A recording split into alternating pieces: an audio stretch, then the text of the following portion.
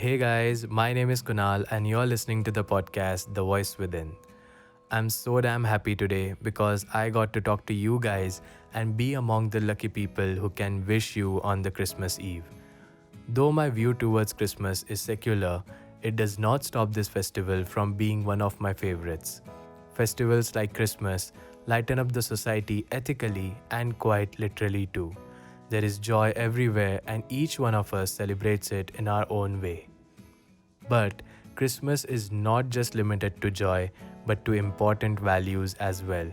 Wait, did I miss a huge jolly and sledge riding person in my definition?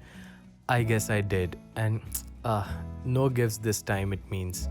Well, let's see if I can get off the naughty list of our favorite person. You guessed it right, Mr. Santa Claus.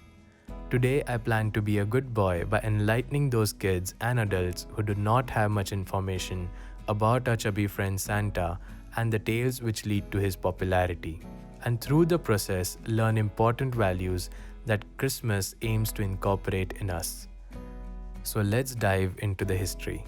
The story begins with a kind hearted saint, Saint Nicholas. Believed to be born on 15th March 2070 to a wealthy Christian Greek family, Saint Nicholas had many miraculous stories attached to his life.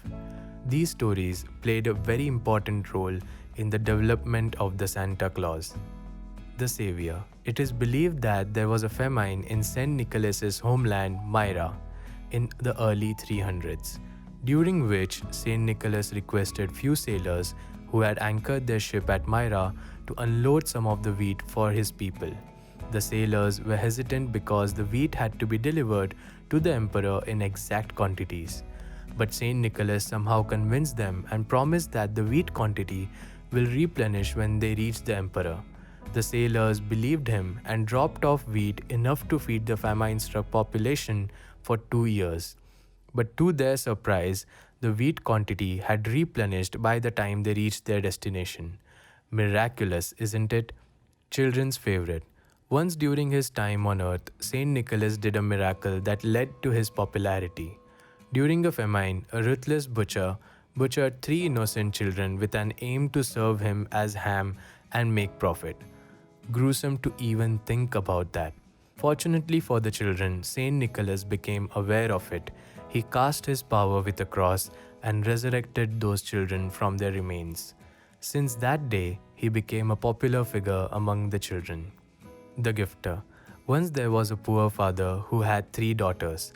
To be able to pay for their dowries of their marriages, the father had to unwillingly expect his daughters to be prostitutes. Saint Nicholas became aware of this situation. He knew that the father would never accept donations due to his self-respect. So Saint Nicholas on one night entered his house with gold coins. And guess where he entered from? Yes, the chimney. He saw there were few socks hung on a wire to dry. He slipped those coins into the socks and left the house, thus saving the poor man's daughters from prostitution. These stories made him immensely popular among the masses. Saint Nicholas was known to inspire children and motivate them to incorporate good manners in their day-to-day lives. Hence, on the anniversary of his death, he was called as Sinterklaas, a shortened form of Saint Nicholas, Dutch for Saint Nicholas, to honor his memory. Saint Nicholas had many followers back then, and the tradition continues even today. To honor him, 6th of December every year is celebrated as Saint Nicholas Day. So why is Santa Claus associated with 25th of December instead of 6th? Saint Nicholas wasn't chubby, but because he took up the looks of European deities, the red fur coat and his naturally aged grey hair and beard became a symbol. Thus, the modern-day Santa Claus is seen with same features. Moving on, Jesus Christ's birth date is not mentioned in the Bible. It wasn't until the 4th century that the church officials decided to declare a holiday on his birthday. It is believed that Pope Julius I decided the birth date according to an important pagan festival, Saturnalia, and thus Jesus Christ's birthday was declared to be on 25th December, which later was celebrated as Christmas. So now comes the part where Saint Nicholas aka Santa Claus becomes part of Christmas. Due to the Protestant Reformation in 1500, many saints like Saint Nicholas lost their popularity, but the idea of Santa Claus could not be shaken due to its importance. So the officials associated baby Jesus with Santa Claus by projecting Santa Claus as the one carrying out the will of God. The theories and stories vary according to regions, but one thing remains common, and that is a good soul driven by wish to help people and spread happiness, known as Father Christmas or the Santa Claus. Now we understand why Santa Claus wears fluffy coat, distributes gifts, and why you get those socks or stockings as a gift. But we are missing two elements from our dear Santa Claus. One, a big round tummy which Saint Nicholas did not have, and two, sledge and the reindeers who dragged it. The credit goes to three people. Washington Irving, who in his book Knickerbocker's History of New York portrayed Santa as a jolly man flying over the rooftops in his wagon.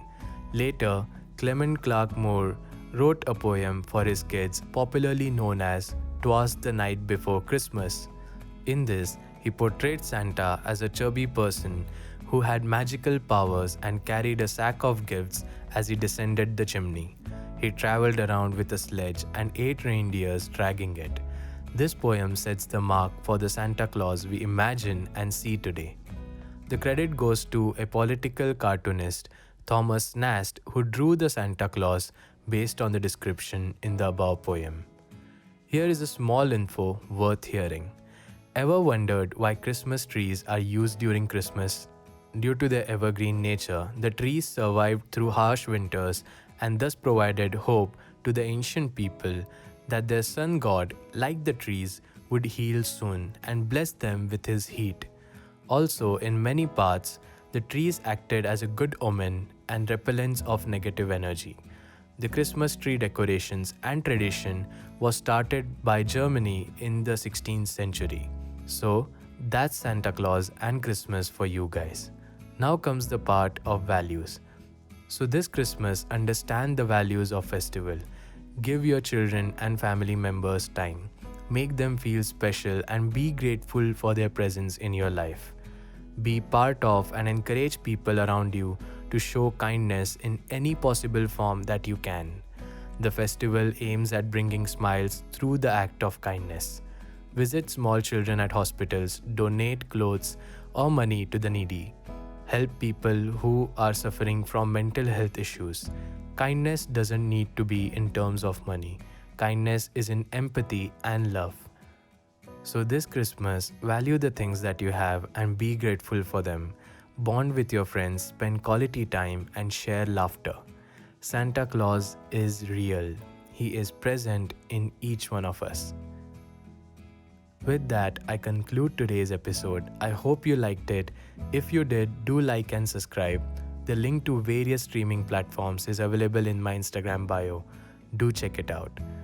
Merry Christmas to all of you. Thank you so much for everything.